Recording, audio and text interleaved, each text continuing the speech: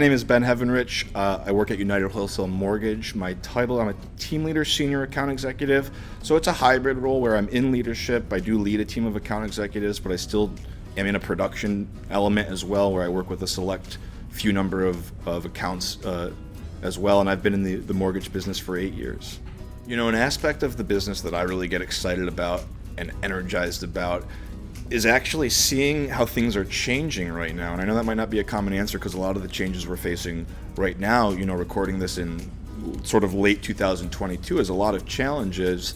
But I firmly believe that at difficult times like this, that's when we see the cream rise to the top. And oddly enough, we're seeing, you know, brokerages grow in the mortgage business at a time like this because consumers are still gaining faith that the broker channel is the absolute best place to get a loan. And so that still excites me, and I love seeing how people are responding to the challenges right now.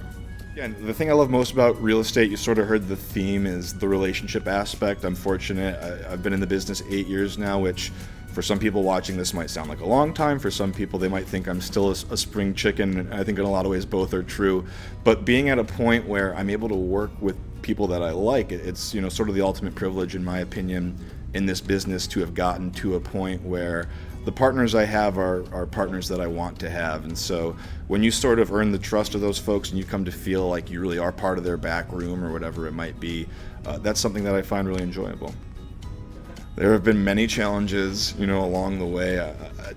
I'll go with a personal one. It was honestly when I lost a good friend of mine unexpectedly a few years ago in the middle of purchase season, in the busiest year of my career. And I genuinely couldn't work for, you know, a week or whatever it was. And what it taught me was, as long as you surround yourself with the right people, there's not really a challenge that you're going to face in this business, whether it is strictly business or it is personal that spills over. There's not a challenge you're going to face that you can't overcome if you're surrounded by the right people. And it was just great to see how my business partners and my peers and my leaders, how everyone stepped up and supported me and allowed me to go grieve, do the thing I had to do, and then come back and pick it back up as if, you know, I hadn't missed a thing. A piece of advice that I often come back to and share with others is just to stay present.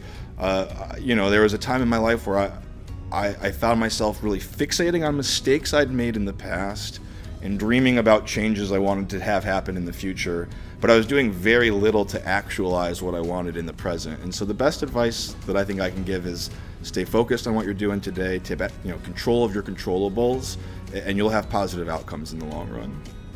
In a business partner, I really like to look for positive attitude. I think we face so many challenges in this business on a day-to-day basis, and it's very easy to say no. And a lot of times that may be where we end up.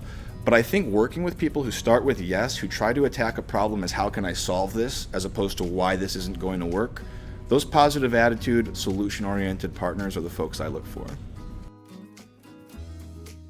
My most used emoji would be the cat with the heart eyes, I think would be number one. I have cats that I love, and I just love to express like positivity towards people. I like to use the vomit emoji to express distaste for things.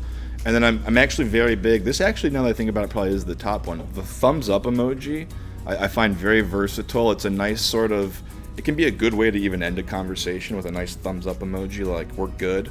Those are three that I rely on heavily. I could do pizza, I really could. I think I probably have gone weeks at a time only eating pizza, so I've done the trial and it went well, so I think I could commit to the full-time gig probably. One advantage of working with a mortgage broker that I think a lot of real estate professionals don't understand is the sheer amount of technology and service that brokers are able to leverage nowadays. The reality is there's a lot of big wholesale lenders, and a lot of them are still investing into the broker channel. And folks see a broker office and they think that's it, it's just an office. What they don't see is the 5, 6, 7, 8,000 people working at the lender that your loans are going to, that are all committed to supporting the process. And those are big companies. I mean, those are billion-dollar companies. Some of them are public, right? And that's really what's behind the mortgage broker movement now. It's not like it was, prior to the crash, where it was so spread out and there were a lot of different interests at stake.